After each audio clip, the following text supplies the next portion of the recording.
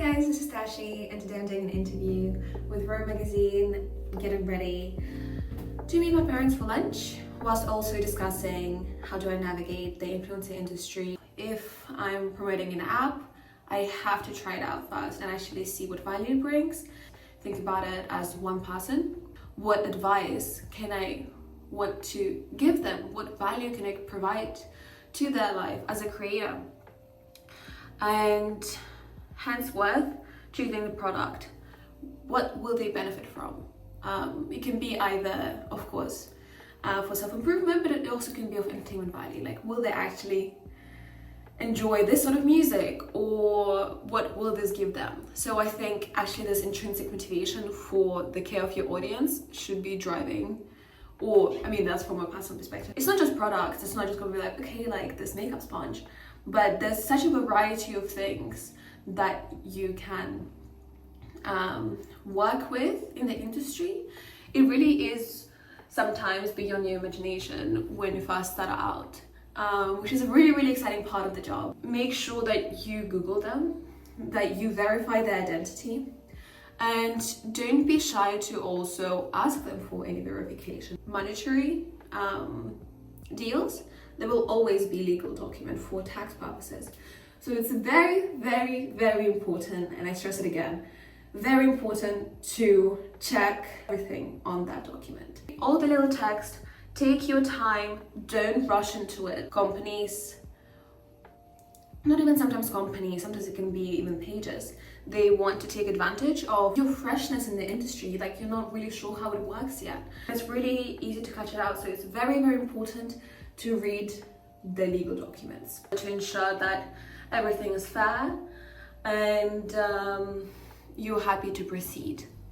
So I think that's the most important thing, and I stress it again. Sometimes it can be a long document that you have to read through, and it's okay to take your time. Be like, okay, like this is a lot to get through. Like, I have a lot of friends who are lawyers, so I just like, okay, like, can I just ask for a service?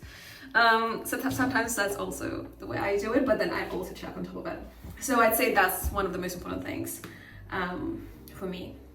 So I think it really depends on the goal of your platform and why you created it. When working with brands and you want to stay authentic to your audience, because I mean, for me, my audience is like this one person, the value that the sponsorship brings to your audience is actually means something.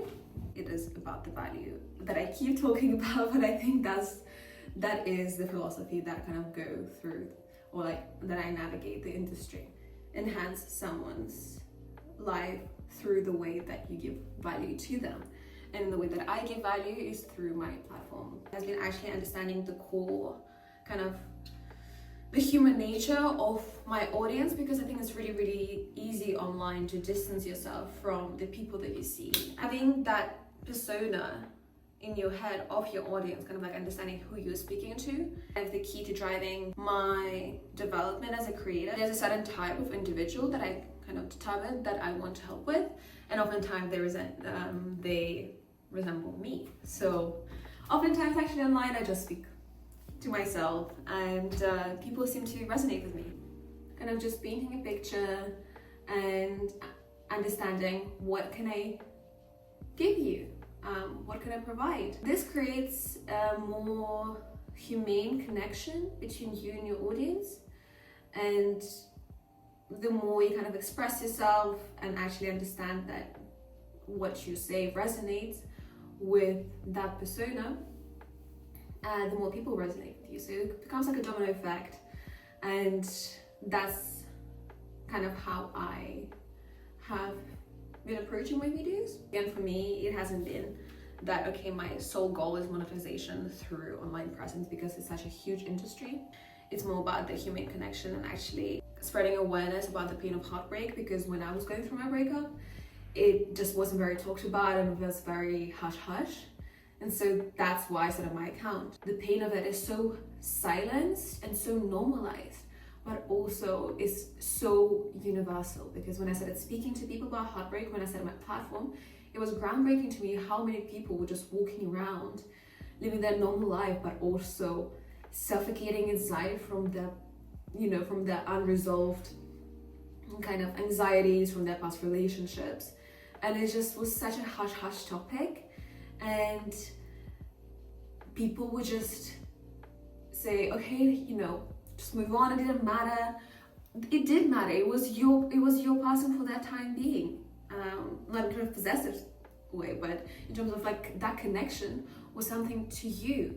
And so for me personally, it was about spreading that awareness that it's completely okay to go through it. So for me personally, like being authentic is very integral to me, because at the same time I'm speaking to that little girl of myself who was in so much pain when I was going through a breakup. Yeah, so it's really, really important for me not to work with companies that can take advantage of that girl, because ultimately it is my diary, but it's a public diary with a mission. When you first start out, you inevitably will face, sometimes you can get like loads of views immediately. I'm not disregarding that, but oftentimes you will have to kind of navigate through this overcrowded space of finding your voice.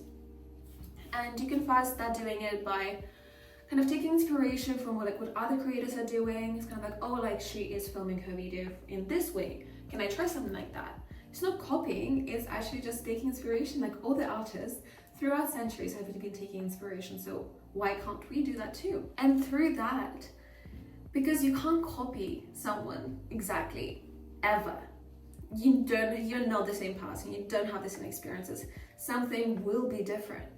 And it is those differences in your content, that little twist, that little spice that you identify, that is the inner you showing and you authentic you showing in your content. So accumulating kind of, okay, like I do this and I like that, what if I combine this? And then it just becomes like a cocktail of content.